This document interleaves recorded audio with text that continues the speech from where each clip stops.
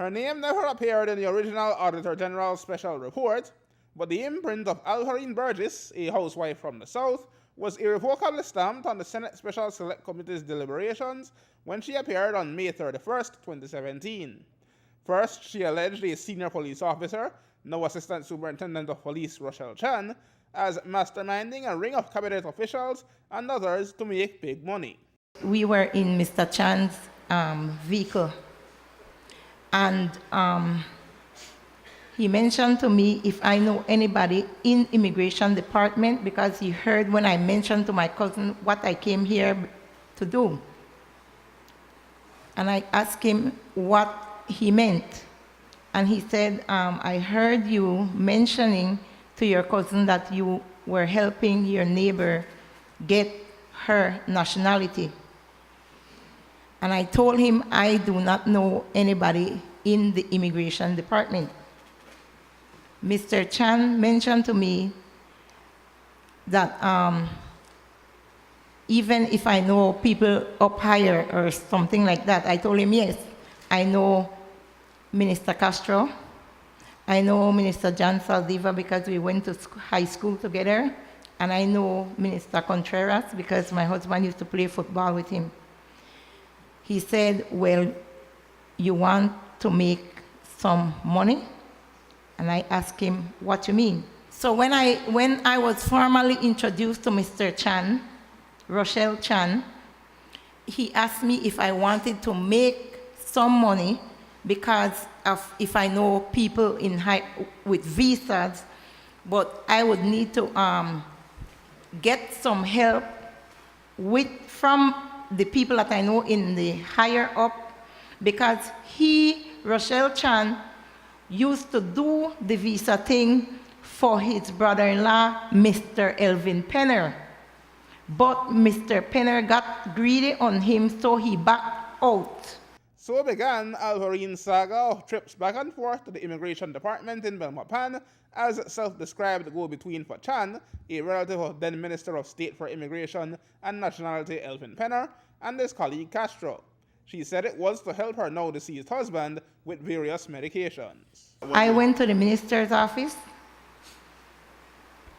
paid him what he requested me to pay him first. He was the first one who collected. If I took 6 passports and the application forms with the necessary requirements, I had to take $12,000 to him. If I took 4, I had to take $8,000 to him for that recommendation letter, which his secretary would, they had it in their computer system.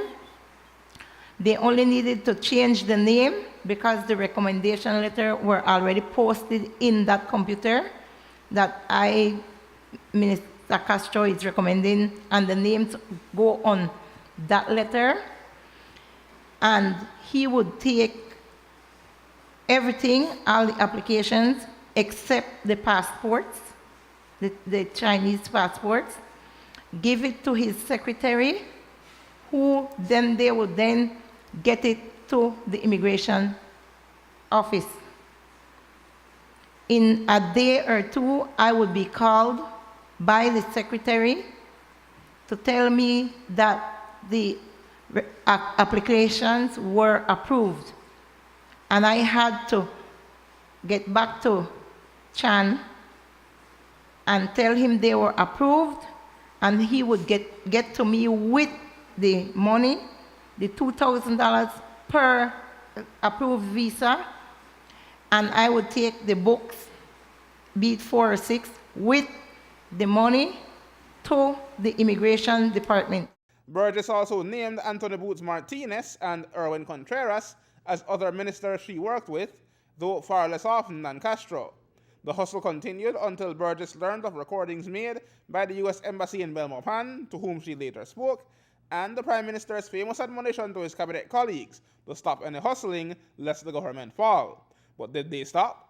Burgess said she knew of some who didn't. I have met people who aren't my friends, but I know that I am not saying they were doing it with Edmond, with whoever. I don't know who they were doing it with, but I knew they were doing it, And I have met maybe 2 or 3 of them, don't know their name, and I don't think, maybe they only know my name by what they saw on the media.